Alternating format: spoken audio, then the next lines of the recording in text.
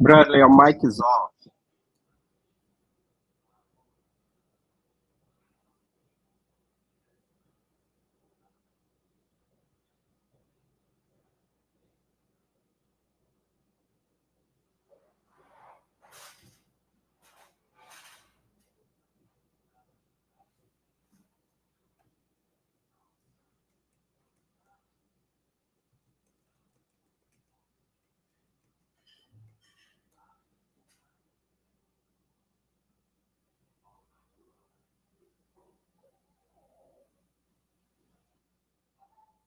Sonia, can you let Brad know that his mic's off, please?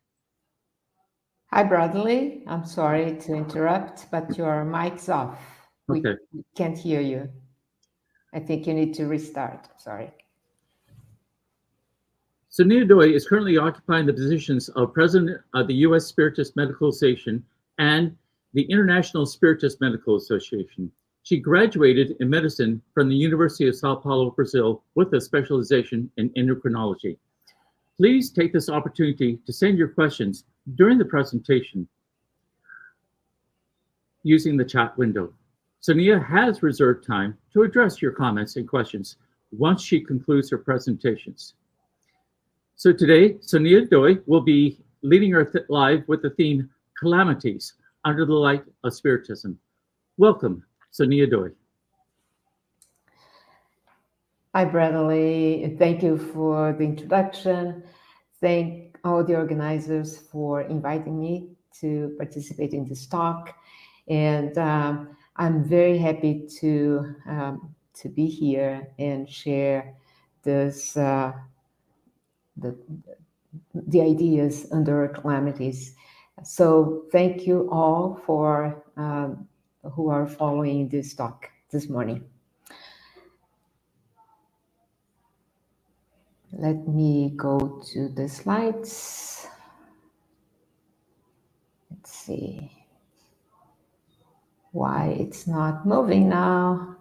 Okay, yeah. All right, so we have been seeing images like this currently a lot. So through TV, through social media, and these afflict us. So there have been a lot of events like this that causes so much suffering and pain, and that we call calamities. So what do we understand by calamity? It's a sudden, violent event that causes great loss and destruction. So in times of deep pain, in times of so much destruction and suffering, most of us seek God, either to pray and ask for help, and I believe the majority, or to complain, revolting against God. Why this is happening? So it's important to review the concept of God so that we can understand better these events. And I would like to share with you, of course, the concept, the Spiritist concept of God. Kardec, in the Spiritist book, opens chapter 1 with the very first question, what is God? And the spirits responding to it respond with one single sentence. God is the supreme intelligence, the first cause of all things. But then during the discussion in this chapter, which I invite you all to read, the spirits tell us that the best way to understand God is by its attributes.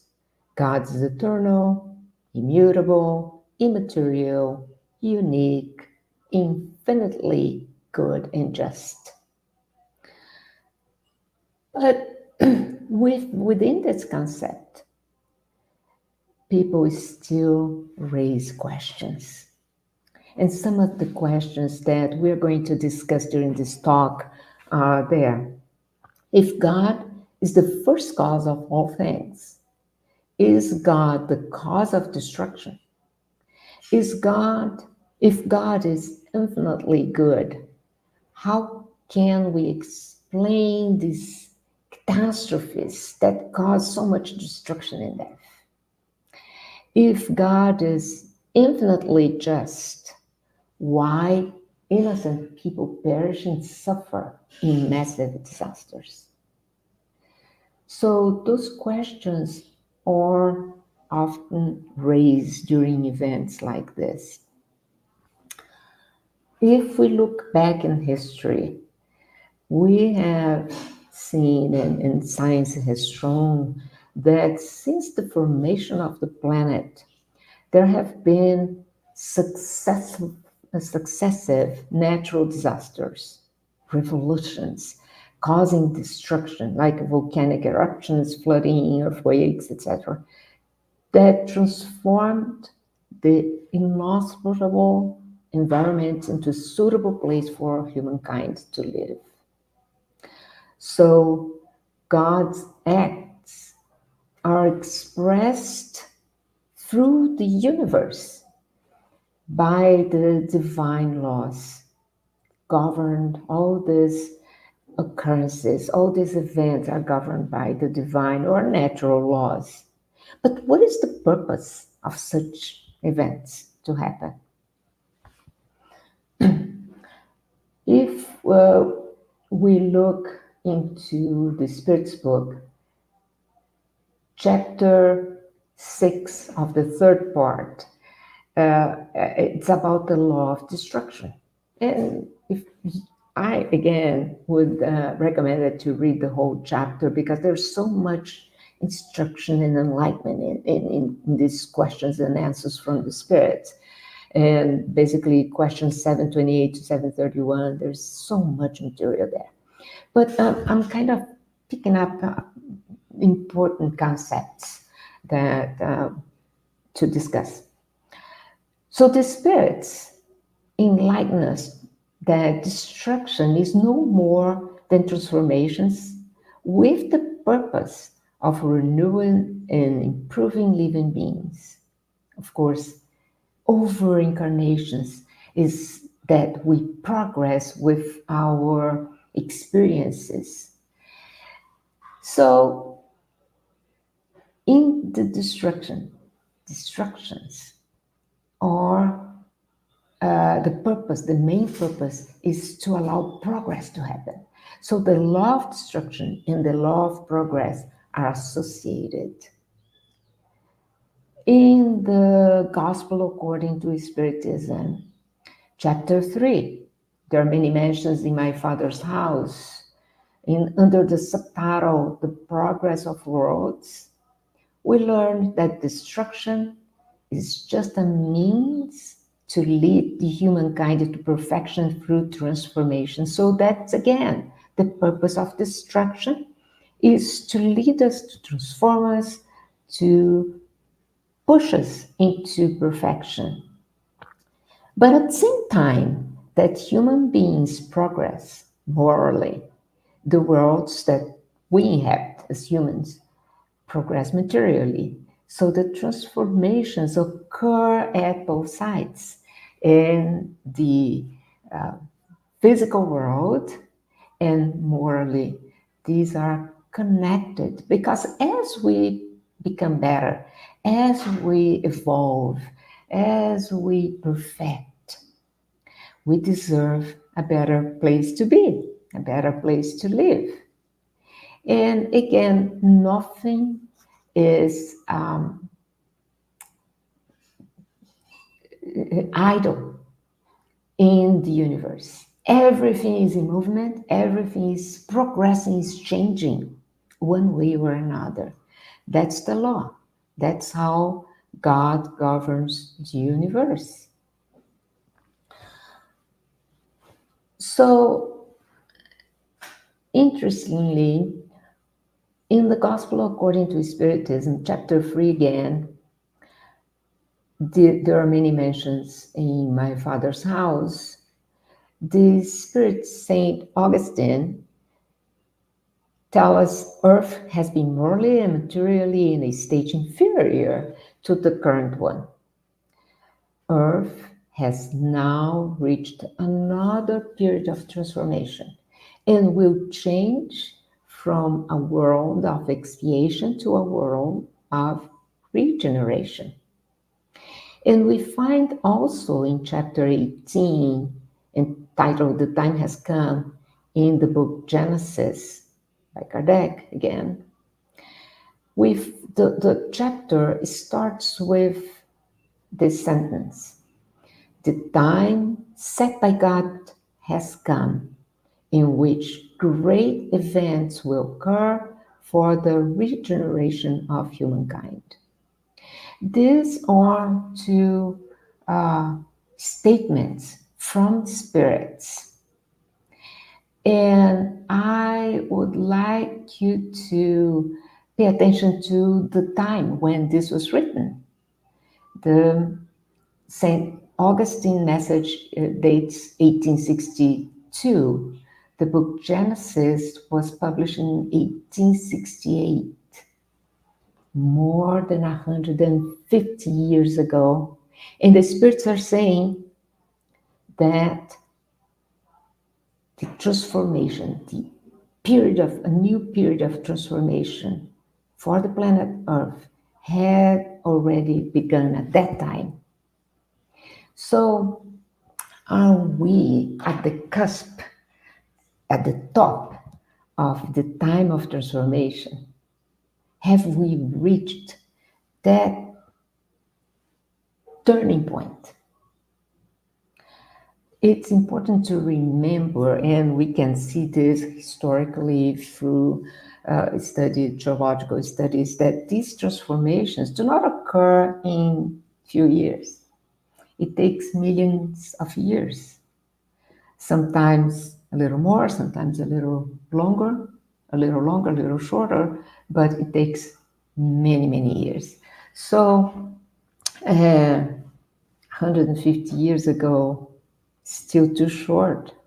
It's very difficult to know how long we still have to wait, or how long will this transformation take until we reach a new phase of the planet Earth.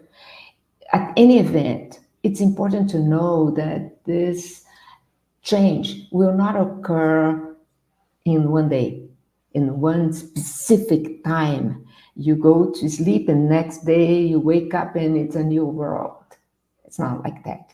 Transformations occur gradually. Every day there are new things. Every day there are new transformations. And the surface of the planet, the structure of the planet changes, as well as our moral, as well our advancement as human beings. So I found this graph that was recently published, and it shows major events that occurred from 1900s to 2023, all the recorded events. And you show the red line at the top is a sum, is a conjoint number of all events that were considered here. And down to the bottom of the graph, you see all the events that were counted in this, when they did this search. And if you look, there are two occurrences, two events that occur more frequently: flood and extreme weather. And these two have mostly contributed to the higher number of events that have been experienced more recently.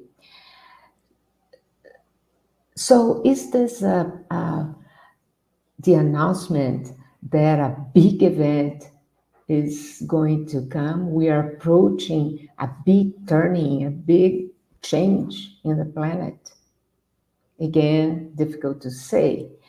The important thing, when we see a graph like that, we say, oh my God, from 1900s to 2023, there's a big change in the number of events. However, it's very important when we analyze, when we interpret data like this, to look at the data limitations. Technology in 1900s is very different from the technology that we have right now. The reporting is very different. So we didn't have technology enough, sufficient enough to detect some events that today, that at this time can be detected. Same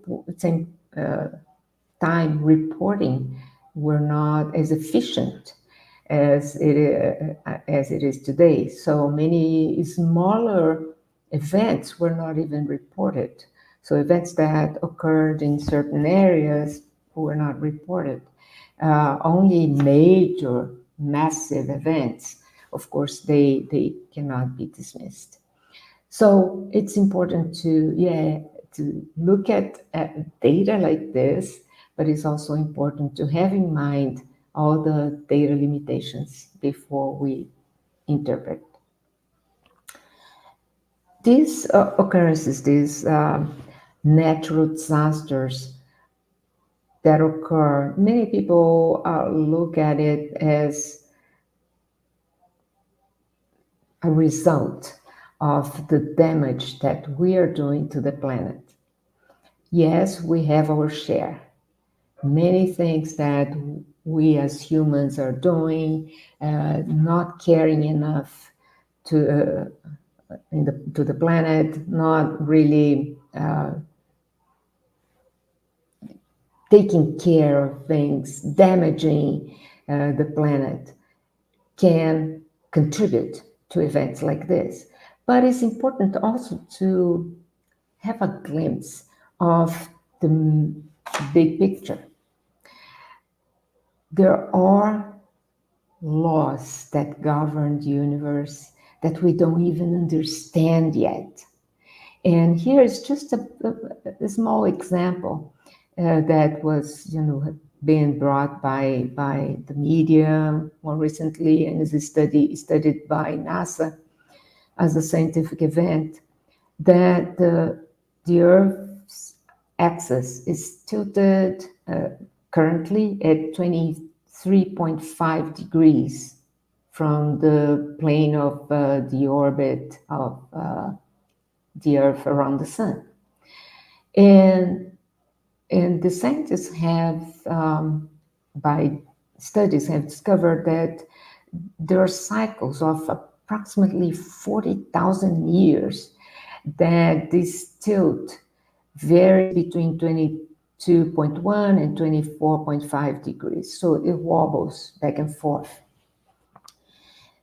Of course, the change in the Earth's axis change almost everything in terms of temperature, seasons, and so many things in the planet. Everything is influenced by the exposure to the sun, the way the Earth is turned to the sun. So we have to take that in consideration. Yeah, we have our share, but there are so many other events that contribute to these, what we call calamities, or the natural events.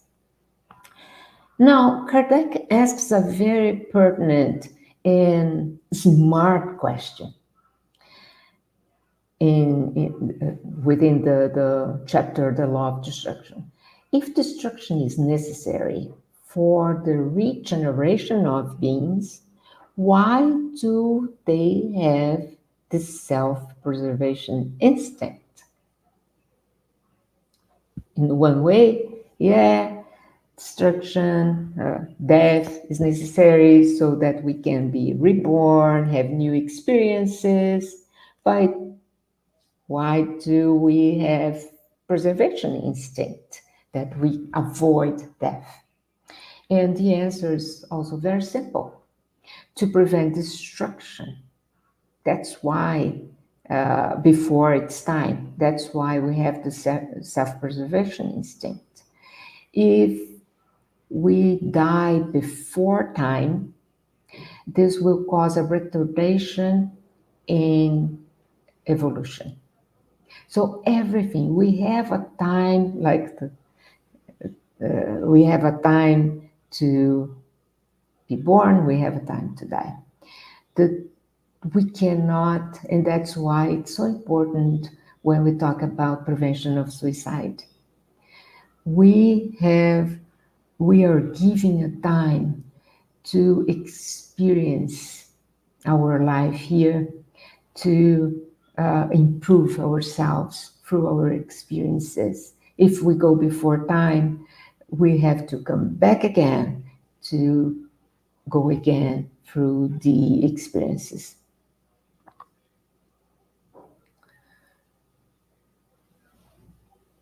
So the hardships, the spirits tell us that the hardships during these periods of transformation are often necessary to accelerate improvement, progress, and to accomplish in few years what would otherwise take centuries. Because we humans are, sometimes we need to be pushed. Otherwise, we stay idle, stay steady. Sometimes we need a push, and sometimes the only way to push us into transformation is pain. Of course, there are so many, and Kardec asks questions, this question, is there another way to improve, to progress, to make progress accelerate? Yes, but sometimes we as humans are kind of not accepting those things. So, for example, we know God has given us the concept of good and bad, has given us free will so that we can choose, make the right choice to go one way or another. And sometimes we make the wrong choices. We don't take the, the knowledge to make good choices and to improve ourselves. So sometimes pain is the only way that we are pushed against transformation, unfortunately. So yes, there is destruction, there's death, and this is necessary, but we still suffer with death and with our brothers and sisters suffering in pain. We, as spectators, we also suffer, and we suffer a lot. Or if we have a loved one involved in these tragedies and dying, we suffer. And we have to be reminded, and that's what the spirits do in this chapter again, to remind us that the essential part is not the physical body, but is the indestructible intelligent principle, which is the spirit. The spirit does not die, does not perish. What perishes is the body, which is just a shell to the spirit during this incarnation. So it's very important because many people say, "Oh, I lost a person." We don't lose anyone. And the other question that comes very often: is it just that good people, morally evolved people succumb in these calamities along with the wicked ones? And again, the spirits come to enlighten us. There are no victims. Whether death results from a calamity or an ordinary cause, we cannot escape it when our time is come.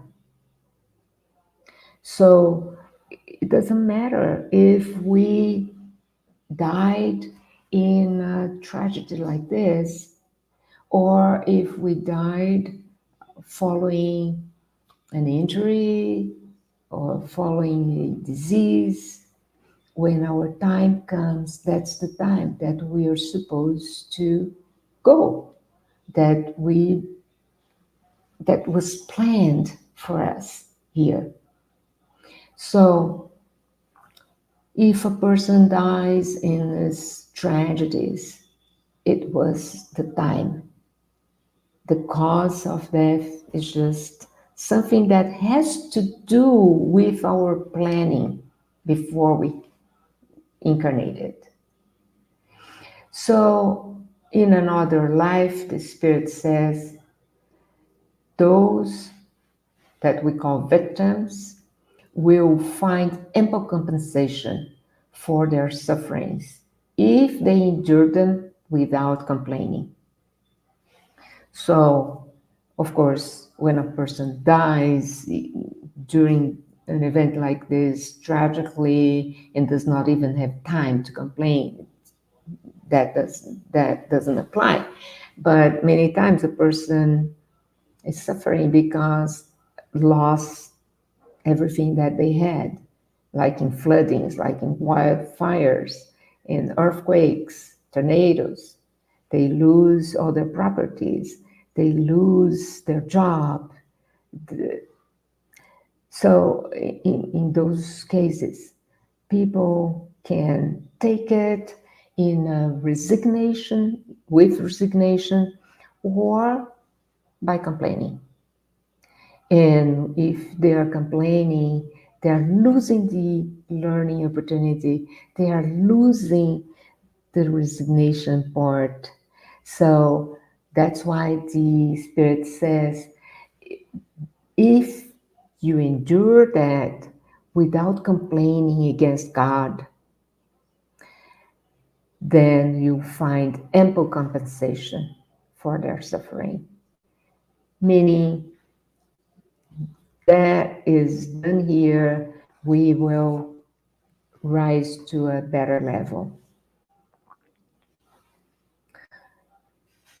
In chapter 5 of the Gospel according to Spiritism, the chapter of Blessed are the Afflicted, there's a message under the loss of loved ones, premature deaths by the Spirit Sanson. And in this message, the Spirit asks, why do you measure divine justice according to your own justice? So if we are asking, is it just that good people perish in these tragedies? We are doubting the justice of God. We are putting God at our level to the way we set justice.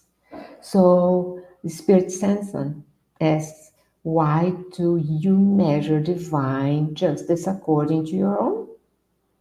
Nothing is done without an intelligent purpose. Everything has a reason. And the intelligent purpose is to progress, and that we become better every day, is that the world that we live in becomes better every day with the transformations. So we usually, because we look at the very narrow window of one incarnation, one life, we see this is a big tragedy. We don't see the purpose, because to see the purpose, we need to look at eternity. We need to understand the divine laws. We need to understand God by its attributes as described by the Spirit in the first question of the Spirit's book. So Sanson says, those who die in youth are not victims of fatalism. And he's referring here to the question that sometimes comes when parents lose their child and they say, why my child? Why not me, who were older, who had already lived so much more than a child? And we usually complain and we see that as unjust because a younger person should not die so early without having the opportunities to live as an older one had. So the Spiritism says that there's no fatalism. Rather, God deemed it useful for them not to remain on earth any longer, not to remain living in this prison of incarnated body any longer. We understand that the soul lives better when free from its corporeal envelope. We understand that the body is like a prison, it's like um, an incarceration that the spirit is in during a period of incarnation. And then when you open the door that this spirit can leave the physical body, it's liberation. It's freedom from suffering, from the suffering that we are inflicted by having our body that feels pain, physical pain, that feels uh, cold and heat and so many other things. So it's important that we understand. It's very difficult sometimes because we are here attached to this person, a loved one, and the person goes to the spirit world and it disappears from our physical eyes. So we have to understand this deeply so we are not thinking that we lost someone, that we are, of course, we feel sadness, and it's natural because we are now not having the presence of that person anymore near us, the physical presence. But it's important that we are not so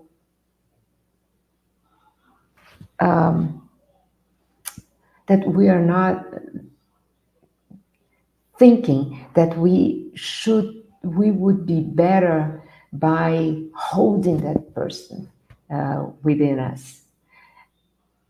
It's important that we see that the spirit in freedom, liberated from the physical body, is in a better condition.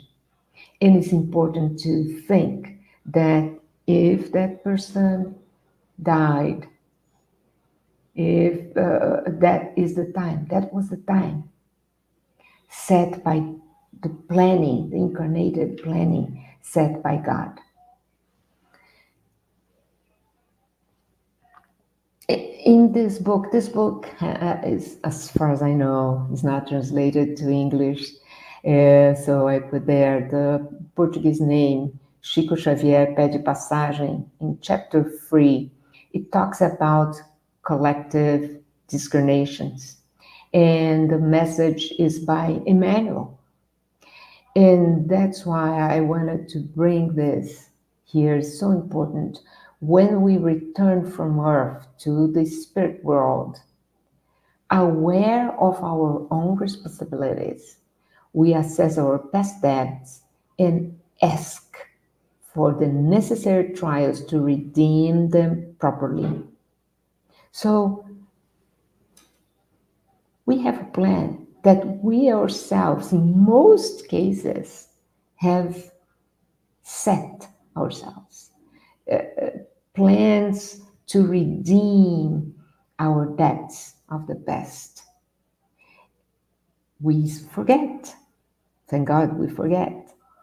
But it's important to have that in mind. Everything is part of a planning. And those plannings most times were done by ourselves before we came to this last incarnation. So we are often reborn, committed to redemption in groups. And Emmanuel mentioned several examples there, but I just picked one. And he says, for example, invaders who crushed villages in the voluptuousness of plunder, of ransacking, returned to earth with different burdens, but committed to joint disembodiment in natural disasters. So, God, in its intelligence and wisdom, uses those events for groups of people who were committed by similar debts and who planned similar discarnations. And that's why we, in these events, we have these spirits come together.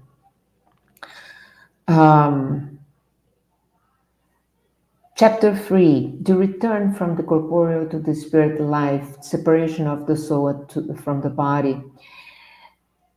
Kardec asks, is the separation of the soul from the body a painful process? Because many people suffer, thinking that how much this person is suffering during this event. And the spirits ask, this is not a painful event for the soul. Frequently, the body suffers more during life than at the moment of death. The soul itself feels nothing at death. The suffering that sometimes is experienced at the moment of death is pleasure for the spirit because it sees itself at the end of its exile, sees itself liberated from that suffering, bodily suffering. The spirits bring us more enlightenment into that topic. Death is the destruction of the body, but not the perispirit or the spirit. So the spirit and the perispirit during the process of death separates from the body. The spirit goes with the perispirit, only the body is, what I would say, the body is destroyed. I'm sorry. So the spirit says, observation has shown that at the moment of death, the spirit's departure occurs gradually, as I said before, and time may vary according to the individual. So for those whose life has been materialistic and sensual, the separation takes much longer. For those who have lived a good moral life, a spiritual life, the separation is a little faster. But separation does not imply that there is any vitality remaining in the body or any possibility that the body may return to life. Yes, the spirit at the moment of death is cut from the body's life. But if the body has still some vital fluid, some vitality for a few moments, that does not depend on the soul. So life is gone. Separation, though, is different. The spirit may become attracted to the body, attached to the body because of its influence, because of the spirit has been so much materialistic, so much sensual, so much depending on that body. So it's affinity to the body that holds the spirit near the body, and then the spirit may feel all the transformations of that the dying body, the decaying body is going through. So it's different, the separation and the real death.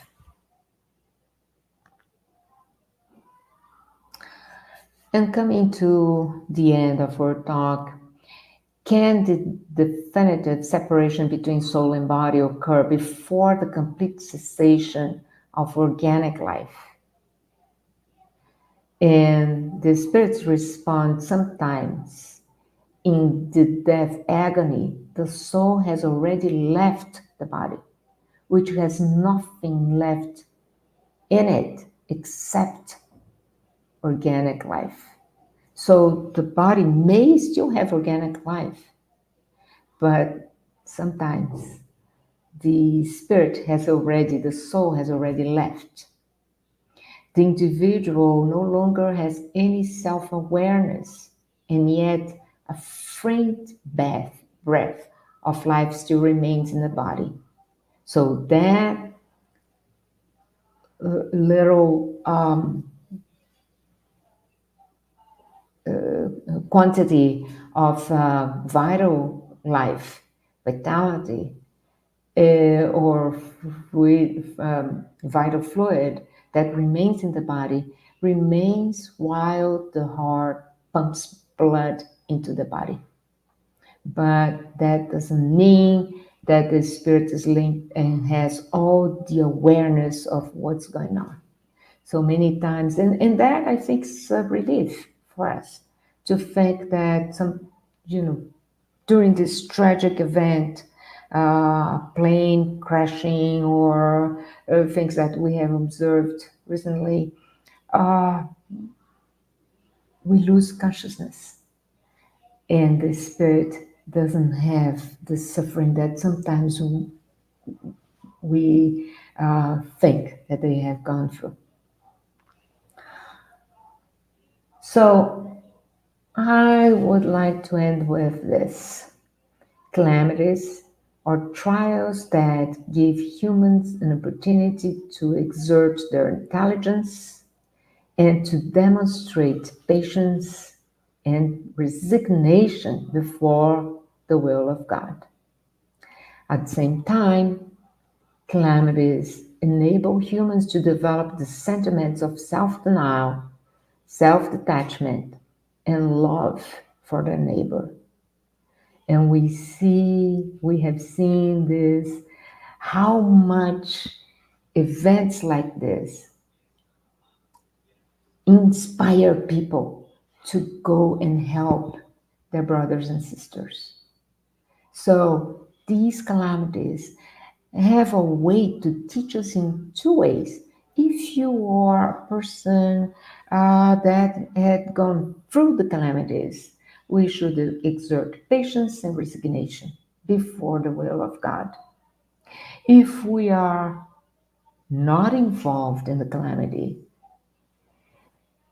we are like spectators. We are far from them or close but not involved.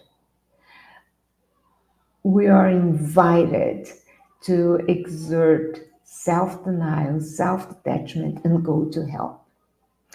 And we have seen in many of these events how people are moved, and professionals of every sort goes to help, or people who just go to bring clothes, to provide food, to give consolation. But if we are not in place to travel, to go to the place to bring help in person, we can still help. And the way we can help is not pointing fingers. This happened because of this, because of that, because somebody didn't do what they have to do. This is the time to pray for them, to do something that can help. And if we cannot do something with our hands, we can still do with our hearts. We can pray for them, for those involved, and for those who are maybe involved into causing the fatalities.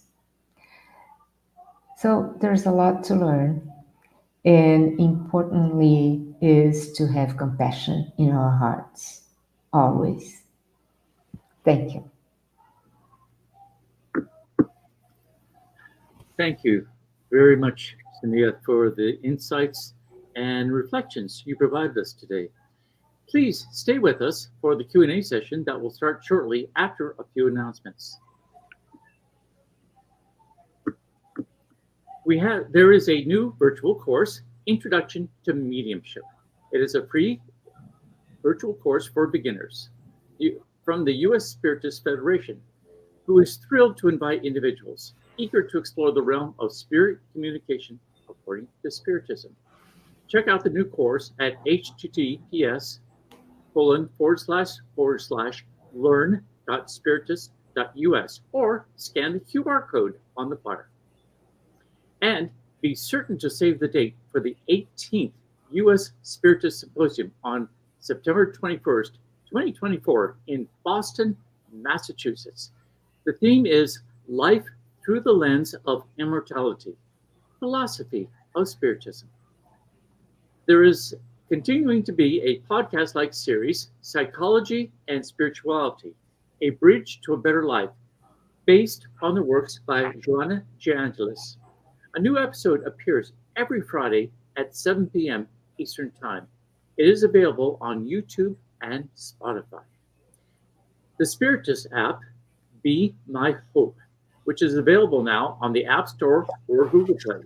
This app offers uplifting content and a collection of videos, daily messages, and audio materials. Download it now. And on the screen, you will note there is a QR code. If you want to help the USSF produce more publications and promote Spiritism to everyone, scan the QR code on screen for your donation. Now, let's start addressing the comments or questions from the audience. There is still time to send in yours. Prognosco Arcada. Hi, Sonia. Great to listen to you. We can see the rays of solidarity, fraternity as positive sides of these localized tragedies, like the one in south of Brazil. But how do you envision the moral, spiritual gain of great destructive events, like the disappearance of Pompeii, or even whole civilization like Atlantida?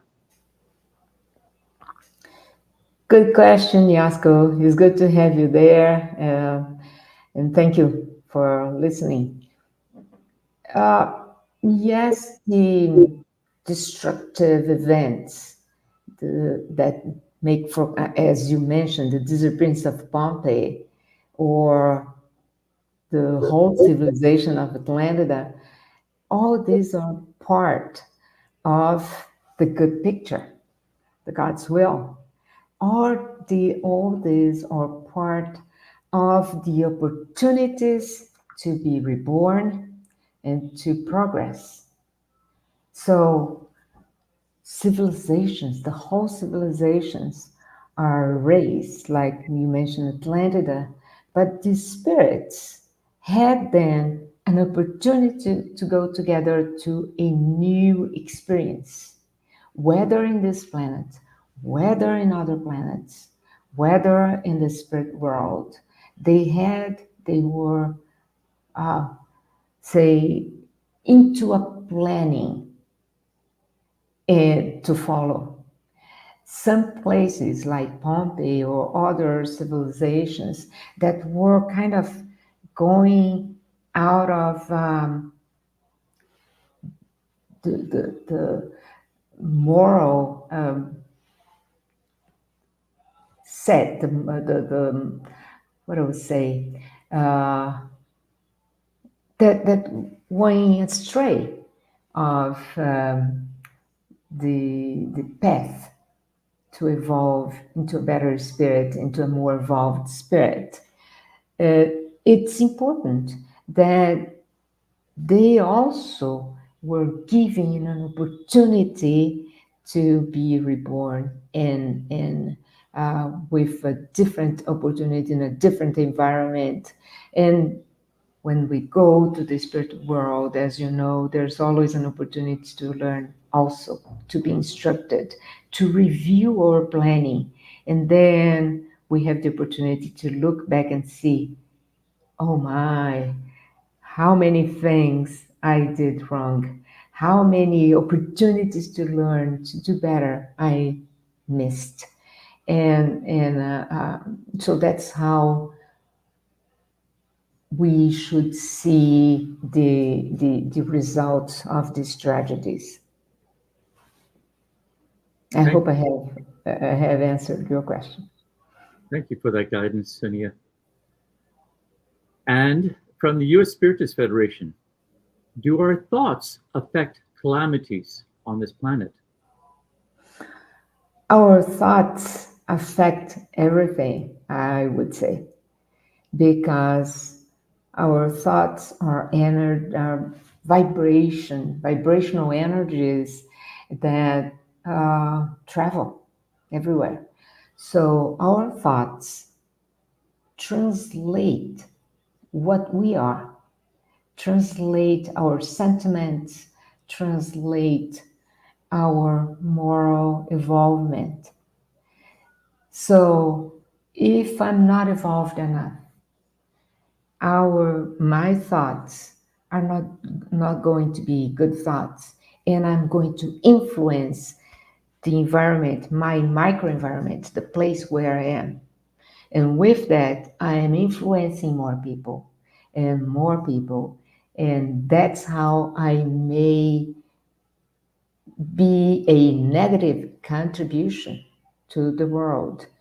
And opposite to that, if I transform myself, become a little better every day, my thoughts are going to translate that goodness in my heart, compassion, and all that. I'm going to be vibrating in a higher level of energy, and that will contribute to a more peaceful world, will contribute to a better resonance with God's laws. So I think that's the way I can see that our thoughts affect not overall calamities itself, but overall world environment. And that's what I think the spirits are saying. If we're, not transforming ourselves in a good pace, God intervenes because we need to move. God wants us to progress, to be happy. So things that are occurring and that seem a tragedy now, it's for a good purpose. I could say that is similar to when you reprimand your children for some bad acts. You reprimand because the purpose is good.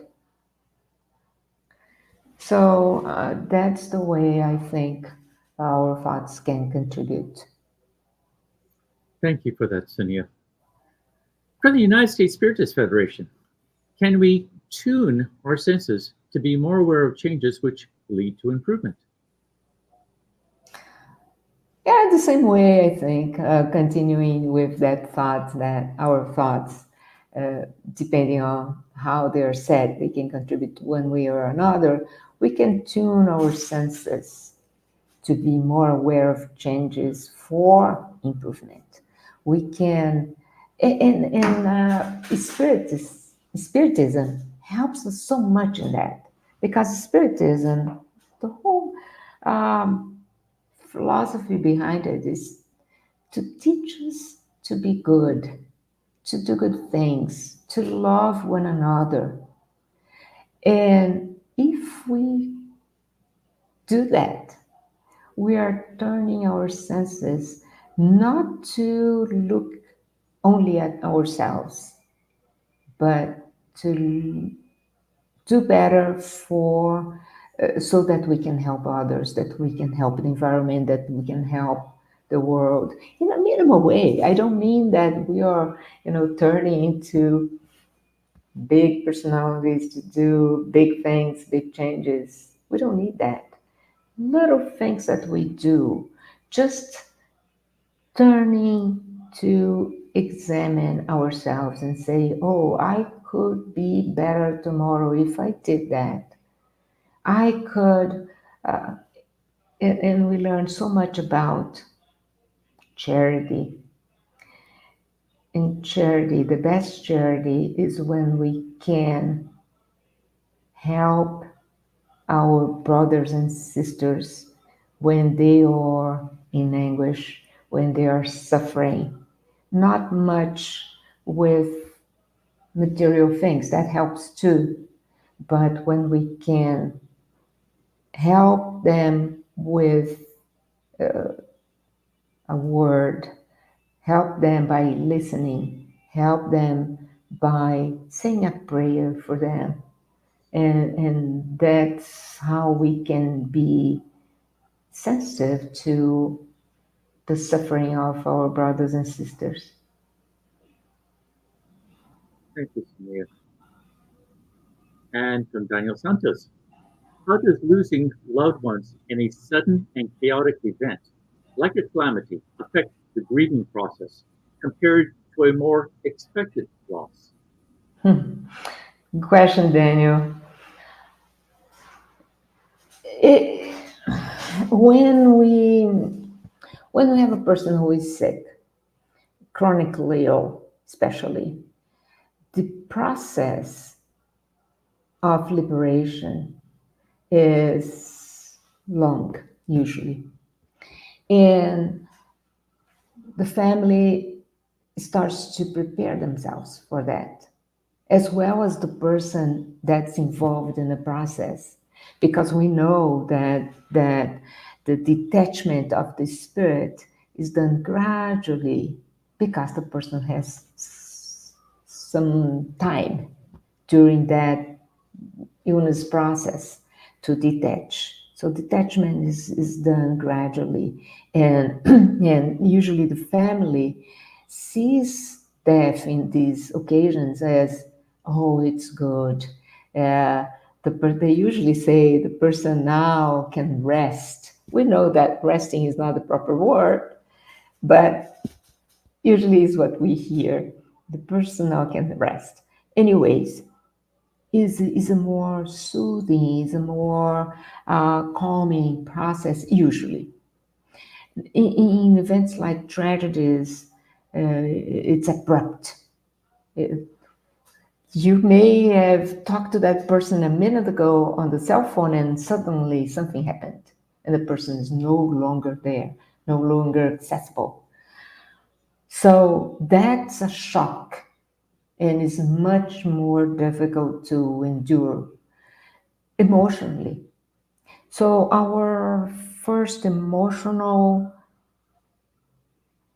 reaction is that of despair, is that of agony, is that of why this happened so sudden. It's difficult, it's shocking. However, through Spiritism, when we have then time to recover from the shock, we start to rationalize.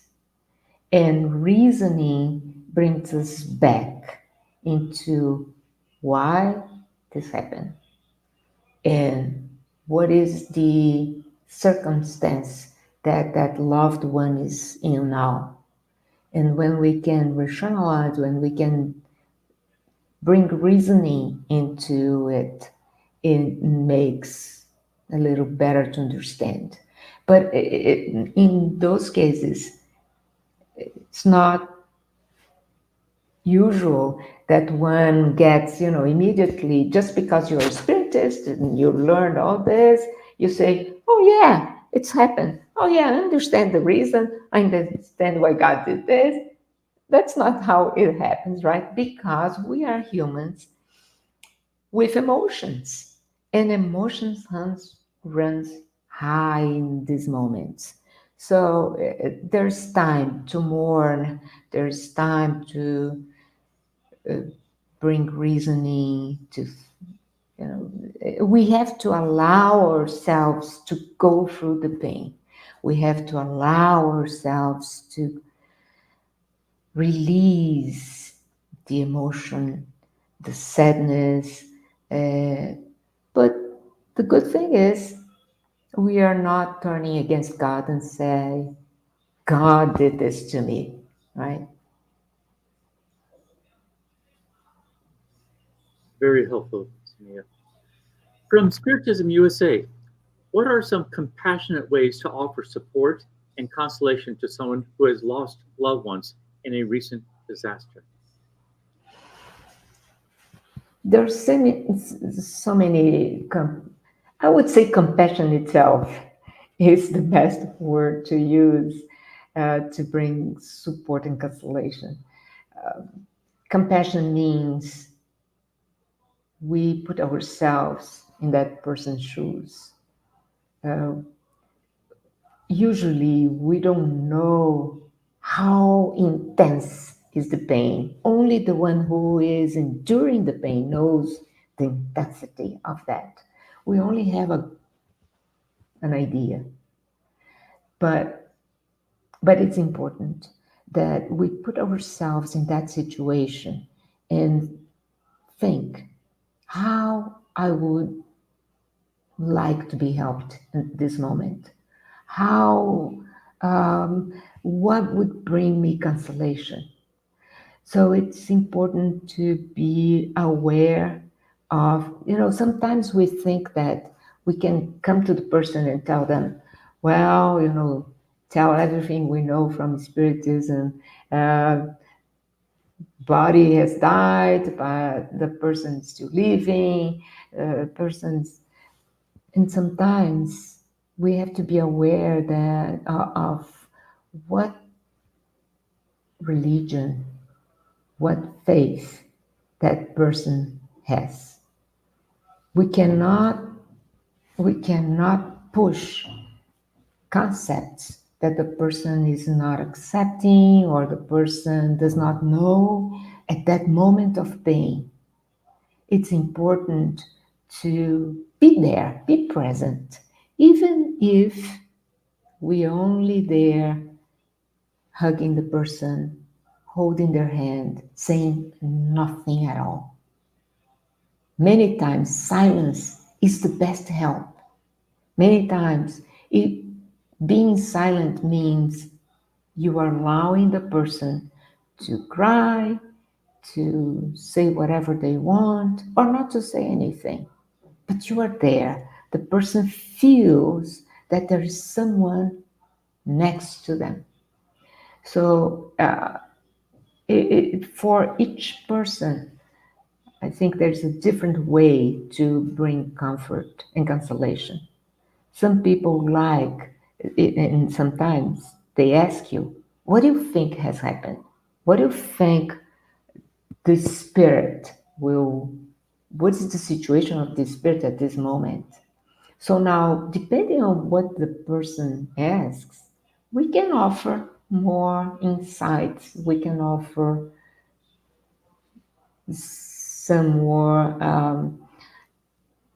knowledge that we have learned from Spiritism that makes sense for the person. But many times, just the presence, just offering a hand, offering the chance for the person to talk if they want to, or to cry, is the best one.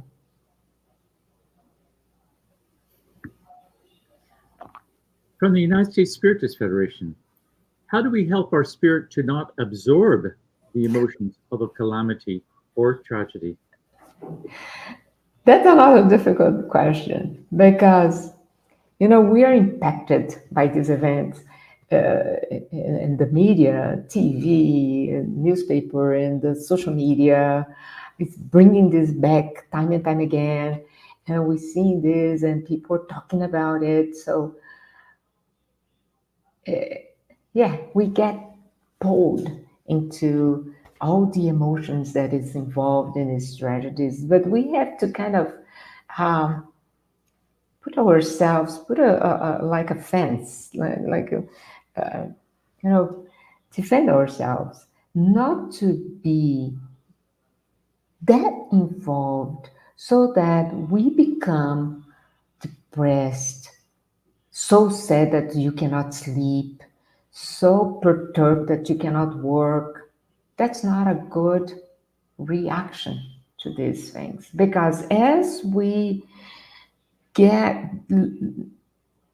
allow all these bad emotions to raise, we are not we are now inoperative. You become so sad that you cannot even say a good word to console somebody. You are so depressed that you succumb together with all the people involved. So it's important that we put a defense into not to let ourselves to be pulled emotionally into these events. And that is just a question of being aware and and be practicing. So maybe one time you got so deeply involved, and then you start thinking, bring reason into play and say, hey, if I am like that, I cannot help anyone. So we need to be, yes, compassionate, feeling that how much that person is suffering, moved into, and now you move into the next step, which is how can I help? How can I help? And find a way that we can help. Each one of us may have be in a different situation. And as I said, if there's nothing you can do physically in being present or so, the least we can do, and we can always do, is to pray.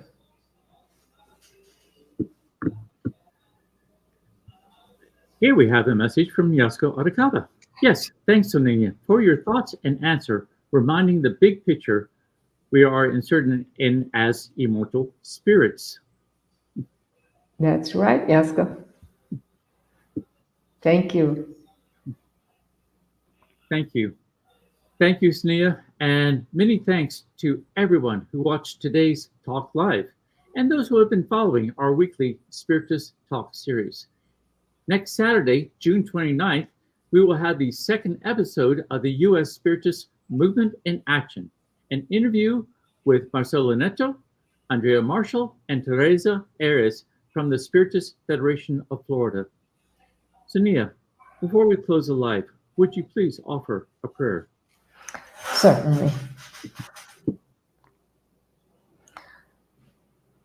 So let's turn our minds to all those brothers and sisters involved in so much suffering, whether involved in tragedies, calamities, as we have talked about, or any other perturbation, any other type of suffering, suffering and pain, that we can offer our prayer, that we can ask our divine Master Jesus to involve them in light, to involve them in the warmth of his consolation.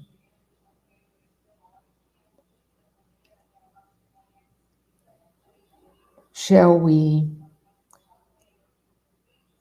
now, with our thoughts, involve the whole universe with our thoughts, our vibrations of peace, and most of all, of gratitude for all the goodness of our Creator that prepared all our experiences so that one day we can be perfect. And at the end of this talk, my deep gratitude to be incarnated at this time and for have experienced so much learning from Spiritism. May God enlighten us, allow us to learn from our experience, to give us strength to go through our trials. May God bless us all, and so be it.